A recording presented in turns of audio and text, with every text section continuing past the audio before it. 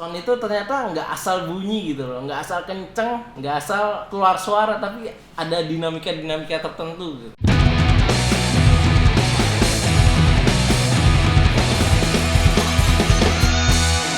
Halo, nama gue Ramadan. Gue bisa dipanggil Rama sama teman-teman di luar. Gue sebagai salah satu vendor di Kota Serang yang nggak terlalu besar, cuma alhamdulillah sudah bisa mencukupi riders artis. Vendornya meliputi apa aja? Untuk saat ini vendornya itu meliputi sound system, rigging stage, dan lighting. Nah, awal dari kita itu pertama itu sound system, karena berawal dari hobi dari orang tua, dimana speaker itu kita beli dari salah satu diskotik di Singapura, tapi melalui Batam gitu, karena diskotik di Singapura ini sudah mau ganti alatnya, mereka kan melelang, jadi kita dapat lelangannya, kita bawa untuk di rumah tadinya. Nah, dengan perkembangan berjalannya waktu, itu semakin banyak teman-teman dari bapak ya, terutama bapak saya, itu pengen menyewa untuk event-event, awalnya wedding kecil gitu, tapi lama-lama nanti berkembang, ada satu event yang memang harus ada satu alat khusus yang harus ada di saat event itu. Seperti yang kita ketahui, kalau ada artis ini kita harus punya alat ini. Otomatis kan kita ya tadi sound buat di rumah aja, kita harus beli ini, beli itu. Terus kita banyak belajar juga dari orang-orang sekitar, dari sini juga, dari Salbay, dari Om Ciki. Kita belajar gimana sih yang bener sound itu. Awalnya kan kita sound asal analog aja, karena emang buat rumahan aja kan. Nah, ternyata setelah belajar ilmunya gitu, kita searching lebih detail, ternyata sound system itu gila. Sound system itu ilmu pasti banget, fisikanya dapet, pokoknya statistika pun ada di situ, matematikanya apalagi diperhitungkan. Jadi sound itu ternyata nggak asal bunyi gitu loh, nggak asal kenceng, nggak asal keluar suara, tapi ada dinamika tertentu gitu. Nah, dengan berjalannya waktu, ternyata permintaan sound itu semakin banyak dan semakin kompleks permintaannya, mulai dari sound system, lighting, dan panggung gitu. Nah, setelah itu, karena kalau kita tidak produksian sendiri, maksudnya kita tidak punya lighting sendiri atau panggung sendiri, itu kita kadang susah mencocokkan jadwal dengan vendor-vendor panggung lain, vendor-vendor lighting lain gitu. Otomatis kita harus punya sendiri minimal buat event-event yang skalanya kecil gitu. Ya, alhamdulillah udah ada lighting dengan skala untuk kecil-kecilan gitu. Dengan berjalannya waktu, kita masuk ke event yang lumayan besar di Kota Serang ini. Kita memperhitungkan biaya produksi yang kalau kita ngambil sendiri, ngambil ke orang lain panggung itu, ternyata biaya produksinya luar biasa besar daripada kita punya sendiri. Nah, dengan itu kita mencoba untuk beli besi, kita produksian panggung sendiri. Nah, dari situ kita bisa pakai paket-paket tertentu. Maksudnya kita bisa ngambil satu paket dari event tersebut yang sebenarnya hal ini nggak jauh-jauh dari event tersebut. Misalnya ada sound system, pasti ada lighting, pasti ada alat band tentatif sih, tergantung eventnya, dan pasti itu ada panggung, mau nggak mau. Nah, sebenarnya ini juga nggak semuanya dari kita juga pasti butuh vendor-vendor lain untuk melengkapi, karena gimana pun kan kita makhluk sosial, saling membutuhkan. Nah, kita juga harus saling bantu gitu. Dari vendor ini, misalnya saya nggak ada alat ini, saya bisa minjem ke vendor ini alat-alat yang mungkin krusial banget untuk suatu event gitu. Misal saya DI-nya kurang, DI box. Nah, otomatis kan kalau kita beli, biaya produksi kan nggak sesuai, malah minus gitu. Lebih baik kita minjem dulu. Biasanya minjem ke Salbay juga kan, atau ke teman-teman lainnya juga. Udah berapa lama mulai industri vendor ini? Kalau pertama itu dari sound system, itu orang tua bapak itu beli tuh sekitar kalau nggak salah tahun 2006 itu beli speaker itu. yang buat di rumah itu mulai dipakai buat disewa di event-event hajatan kampung itu ya sekitar 2007 lah. 2007 itu udah mulai dan mulai mengenal, bener-bener mulai mengenal itu sekitar 2008-2009 dan berlanjut gitu sampai sekarang alhamdulillah. Ya 12 tahunan lah ya. Iya, sekitar 12 tahun. Artinya ini kayak usaha keluarga ya, dari bapak turun ke Rama gitu. Iya. Atau gimana? Sebenarnya ini usaha bapak. Sebenarnya bapak usaha utamanya sih bukan di sound system sebenarnya. Bapak ini usaha utamanya di percetakan atau di buku. Cuma karena hobi beliau itu musik, dia coba-coba ternyata asik juga, terus ditekunin. Saya mulai interest itu SMP kelas 3 itu baru interest dengan sound system. Awalnya cuma musik gitaran atau main drum, sound system sama sekali nggak tahu. Dan mulai interest itu sekitar SMP kelas 3 dan mulai terjun langsung di event itu SMA kelas 1 itu baru terjun langsung di event. Jadi bisa dibilang usaha keluarga juga ya, meneruskan atau menjadi generasi selanjutnya dari bapak. Karena siapa lagi kalau bukan saya? Karena adik-adik saya mungkin kurang interest dengan sound system gitu. Rata-rata pada ke hal-hal yang lain gitu. Kalau selama ini kesulitan dalam menjalankan usaha vendor itu seperti apa? Nah, kesulitannya itu pertama sih di SDM sih. Kenapa di SDM? Karena kita nyari SDM yang benar-benar pro itu agak susah gitu. Apalagi di Kota Serang ini. Karena biasanya itu pada melencong sana sini lah, nggak konsisten gitu. Nah, cuma alhamdulillah sekarang mulai dari tahun 2011 itu ada sound engineer dari Solo, itu Om Jum. Dia di saat masih saudara juga sama bapak, kita ajak ke Serang, terus kita suruh megang, terus di training juga sama Om Ceki. Alhamdulillah sampai sekarang masih awet, dan dari SDM ini pun dia yang mengatur gitu. Dan nggak jauh-jauh dia nikah sama orang Serang, dan nggak jauh-jauh dari keluarganya itulah itunya SDM-nya ya. Dan yang kedua kesulitannya itu kita harus selalu update teknologi, terutama karena teknologi kan setiap tahun itu berkembang. Nah otomatis kalau ada alat baru, permintaan riders tuh pasti ada aja yang pembaharuan.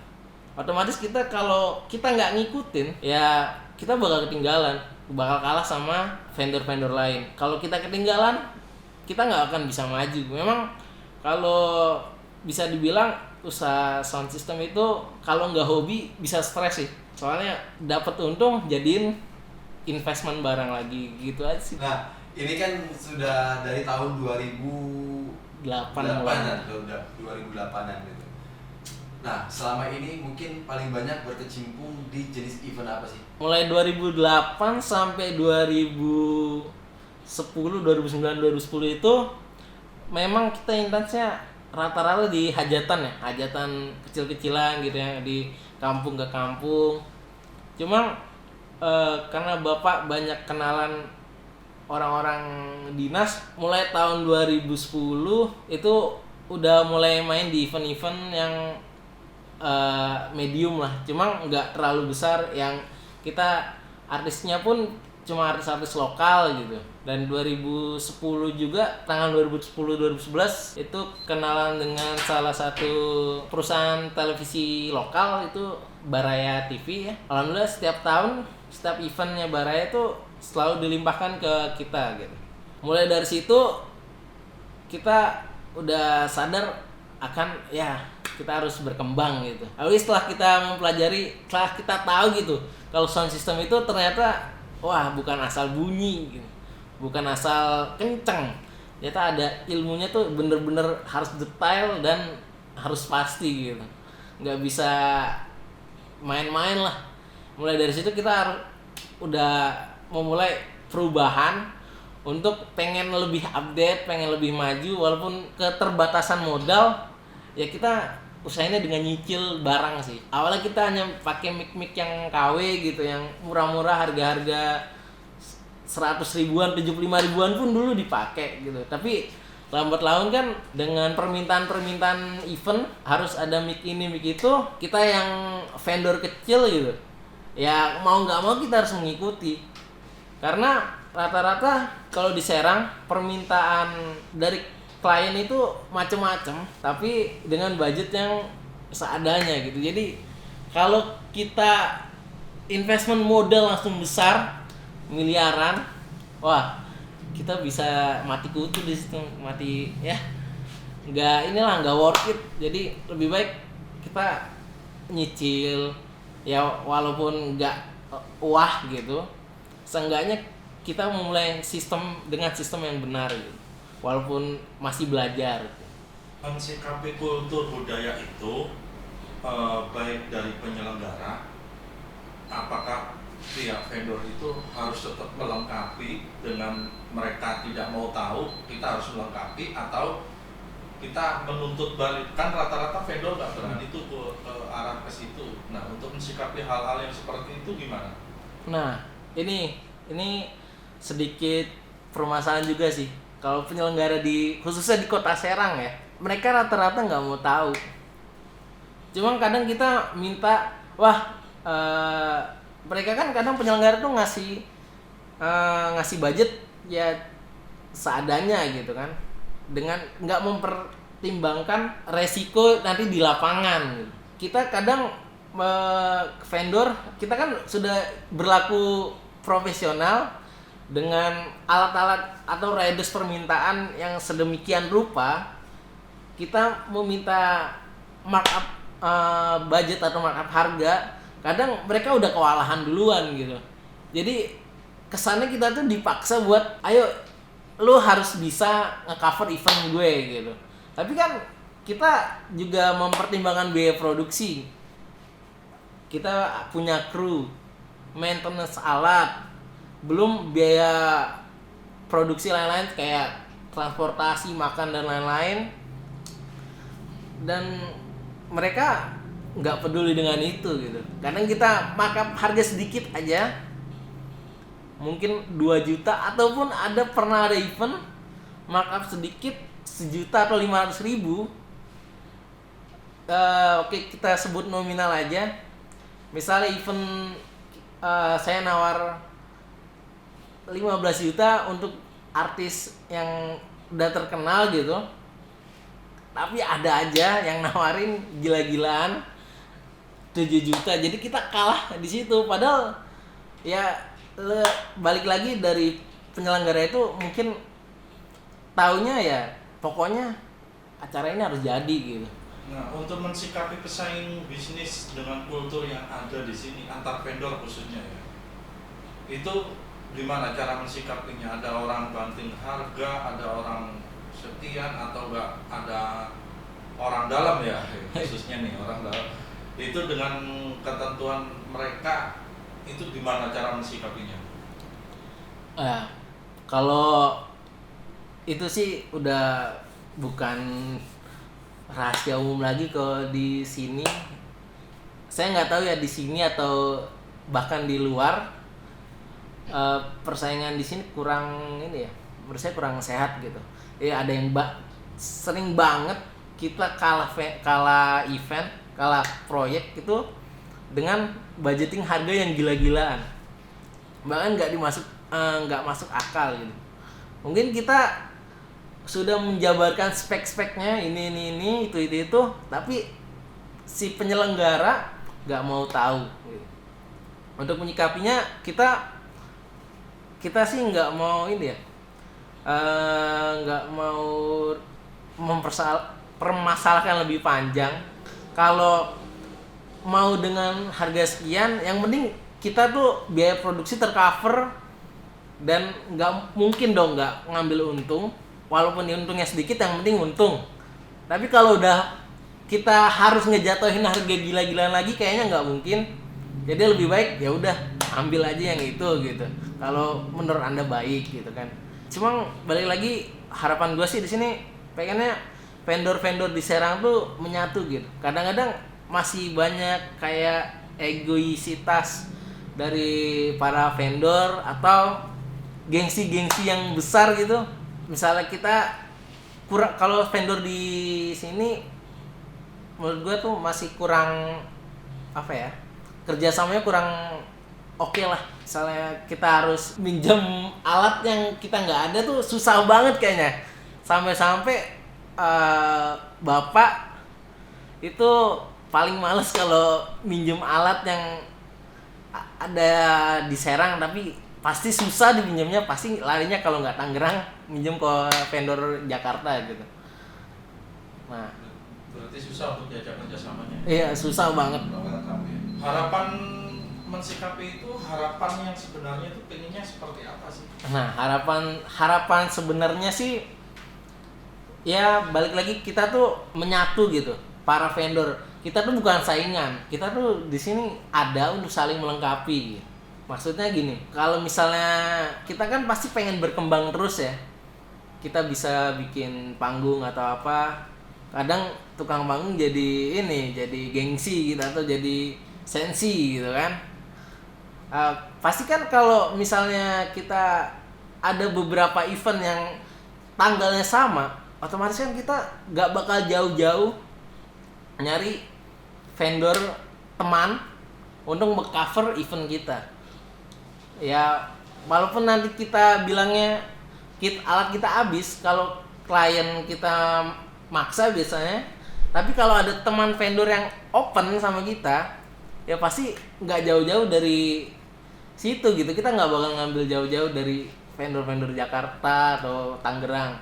Nah pengennya sih ya gitu, saling bantu, nggak ada rasa persaingan pasti ada, cuma persaingan yang sehat.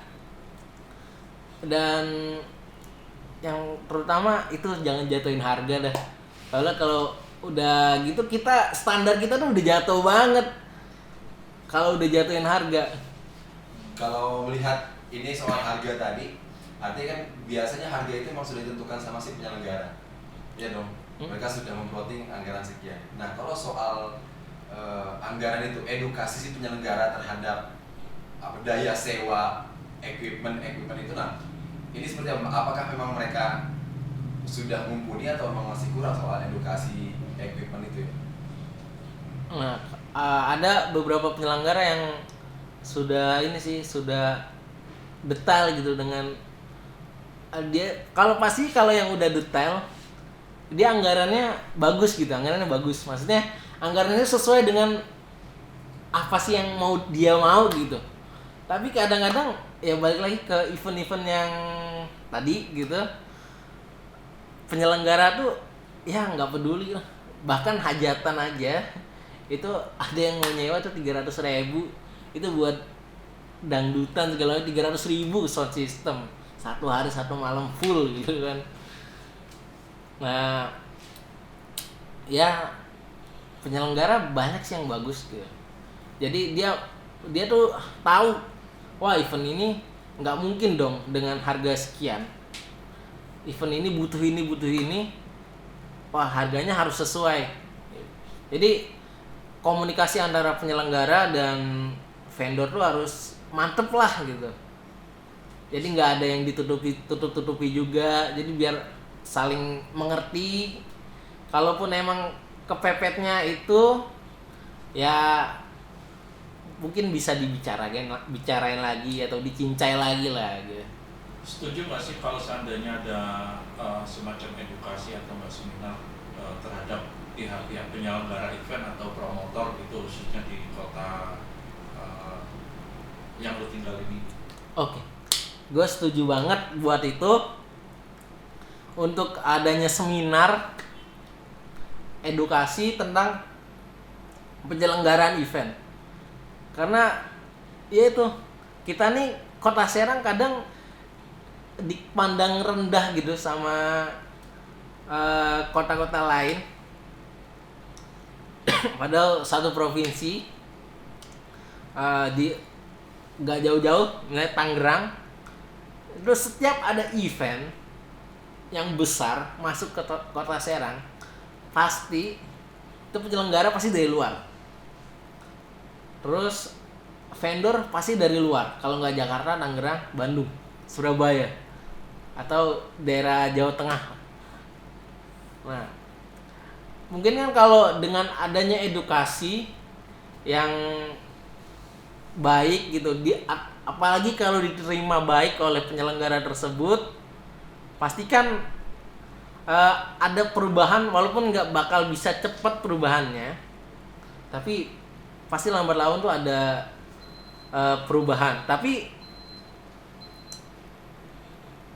semoga penyelenggara bisa menerima. Kadang-kadang ya rata-rata kalau dilihat sih di sini kayaknya pada cuek bebek ya, pada bodo amat lah gitu. Yang penting event gue lancar, event gue jalan gitu. Apalagi ya event-event dinas asal jadi. Yang perlu di treatment itu penyelenggara lama atau nggak regenerasi? Oh, penyelenggara lama perlu di treatment lagi, dan harus ada generasi berikutnya yang lebih baik, tentu dengan treatment yang baik juga. Jadi event itu nggak stuck di sini aja. Event itu harus kita tuh di Serang itu kita harus gini. Kalau kata gue sih yang lama tinggalin aja, mending regenerasi yang baru aja. Yang lama kultur itu mending ditinggalin. Lu setuju yang mana? Ya setuju sih ditinggalin. Cuma kan kayaknya susah juga nih kalau ditinggalin gitu aja. Apalagi rata-rata pemain penyelenggara gitu, rata-rata orangnya itu aja gitu. Jadi doain cepat mati kali ya? boleh. Cepet sadar aja. Cuma sadar ya, oke. Iya, cepet sadar aja. Karena dengan adanya yang lama itu kan akan menumbuhkan generasi yang mengikuti kultur mereka gitu. Nah, bener. Gitu, mending bantai aja. Mungkin harus ada ini ya. Harus ada pemberontakan dari generasi-generasi yang baru nih. Maksudnya, revolusi. Kadang kita tuh generasi baru suka takut gitu sama seniornya, generasi lamanya, apalagi soal-soal event. Otomatis kalau event nggak mungkin dong kita ngikutin ya metode-metode lama, pasti setiap waktu itu pasti berkembang gitu. Masa masih mau ngikutin yang lama gitu. Sedangkan lu tuh udah hidup di bukan zamannya revolusi lagi sih ini namanya. Dalam perkuliahan juga itu ya, metode-metode yang diterapkan sebagai multimedia atau enggak penyelenggara event khususnya edukasi itu juga masih salah itu. Wah iya, di kuliah masih salah banget. Kadang kampus-kampus tertentu tuh pas gue denger ternyata apa yang mereka ajarkan tuh salah semua, anjing. Parah sih. Itu gimana? Itu kan harusnya buat regenerasi, sedangkan kalau kita diam kan gimana? Nah, karena mereka sudah teracuni. Mereka kemakan sama sistem kali ya? Racunnya ada sistem yang udah berjalan mungkin di Serang lu udah berabad-abad kali. Harusnya kan dan pihak dosennya pun kalau di Serang, pihak dosen atau pihak kampus itu kurang banget nge-support buat yang acara gitu. Ya maksudnya mau berekspresi tapi susah gitu. Jadi mungkin generasi pada nurut dosennya udah gini aja, gitu aja. Ya otomatis kan kita mungkin salah satu mental kita juga sih gampang terdoktrin gitu. Padahal kita punya ide-ide yang bagus ke depannya gitu. Harusnya off the top ya. Iya.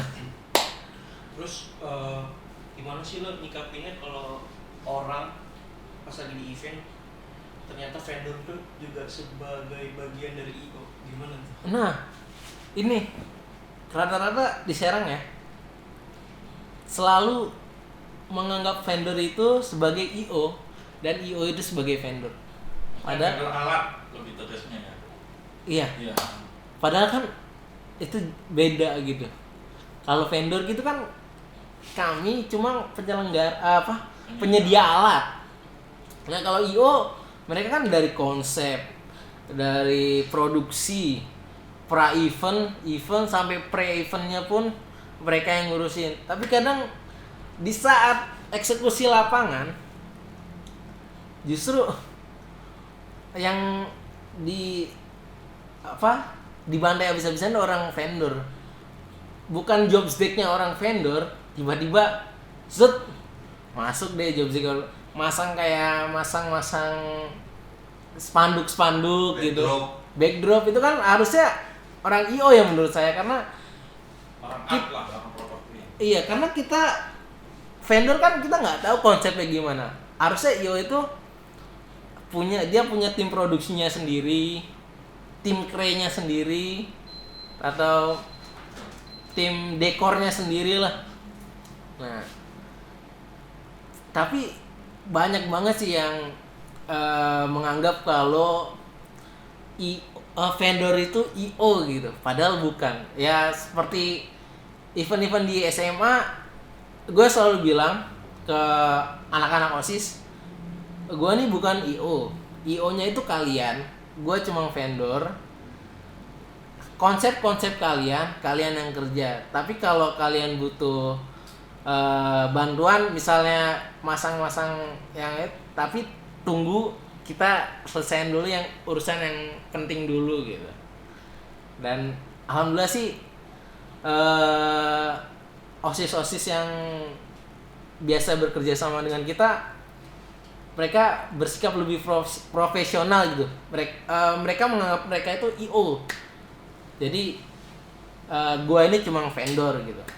Ya, kayak contohnya yang sudah berkembang banget itu seperti SMA 2 ya.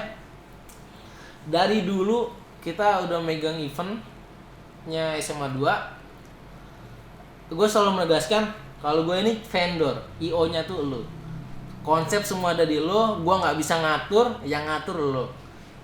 Yang tugas gue cuma menyediain alat, melengkapi alat-alat yang ada di event itu, maksudnya alat produksinya. Oke, ada Pamungkas. Pertanyaan Bang Pamungkas. Sebenarnya gue masih ada pertanyaan. Oh iya, silakan. Nanti kan bisa di. Iya.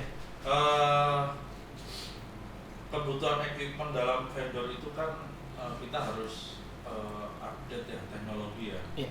Kita harus ngikutin. Betul. Lebih penting mana update teknologi apa SDM? Kalau mau lihat dari efisiensiannya, kalau menurut saya itu SDM-nya dulu. SDM-nya kita update dulu biar nggak menganut metode lama, agar nanti ketika kita update teknologi, mereka sudah mengerti gitu. Soalnya kalau kita update teknologi dulu, SDM-nya asal jadi, ya sama aja acak-acakan juga. Jadi mending SDM lu disiapkan perlahan. Kalau dirasa SDM itu udah siap untuk naik kelas, ya kita baru update teknologi.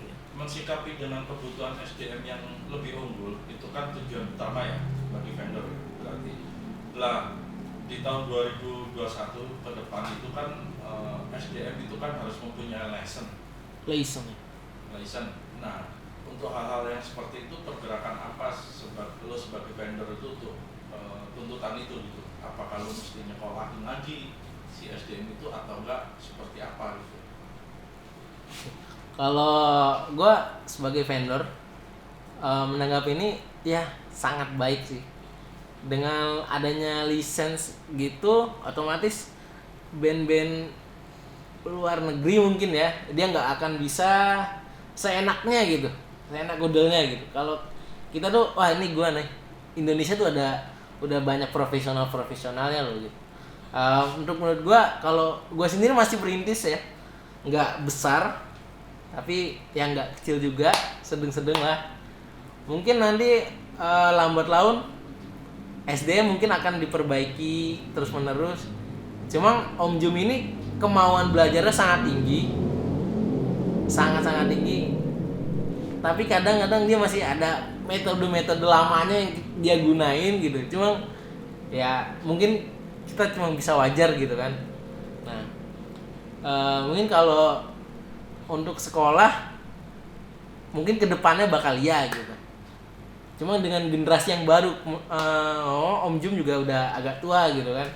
Mungkin di generasi yang baru gitu.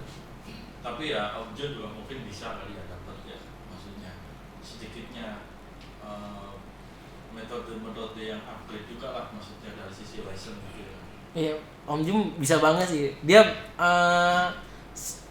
selain sebagai sound engineer, dia tuh multi talent ya. Apa aja bisa. Dulu dari kita perpindahan dari mixer analog ke mixer digital, itu luar biasa cepet banget. Itu awal-awal pernah beli itu Alanet Q itu. Sebelumnya itu GL 2400. Nah, GL 24-nya dilelang, dilepas, beli itu. Dia itu belajar itu ala datang langsung buka, itu nggak peduli istrinya pingsan di luar, nggak peduli, istrinya pingsan masukin kamar, udah dia belajar balik lagi ke mixer, dan besoknya itu ada event, padahal masih ada mixer analog, dia pakai yang digital, Iya. ya alhamdulillah sih Dengan, dia ngerti. sarana media sosial sekarang yang Nah, bagus gitu ya kan. Terus itu sebenarnya gini, lo sendiri di vendor itu selaku ibarat kata di sini kan ada divisi audio, ada rigging, ada lighting dan apa segala, ada lah semuanya. Passion lo pribadi itu lebih ke audio atau ke bisnisnya atau ke profesional lighting kah atau enggak, ke mana?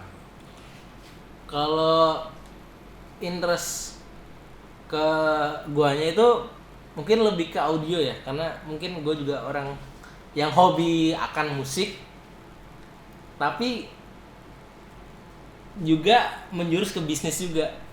Mungkin kalau lighting dan stage itu masih harus belajar banyak, dan audio juga masih harus belajar banyak, tapi mungkin ke bisnisnya mungkin udah ada, istilahnya udah ada darah dagingnya gitu. Jadi Kalau udah, suruh milih audio apa bisnis? kalau suruh milih audio atau bisnis, kayaknya kalau untuk sekarang itu milih audio. Audio. Karena kalau udah ada audio pasti ada aja pikiran bisnis gitu. Iya. Ngurus acara pensi atau acara SMA kuliah? Acara pensi lebih oke konsepnya. Lebih baik banting harga atau bertahan? Bertahan. Karena kalau banding harga sama aja kita jatuhin harga diri gitu. Ya sama aja kita dicap vendor yang sama gitu. Oke. Oke, siap. Thank you Mas Rahmat. Oke. Oke. Thank you.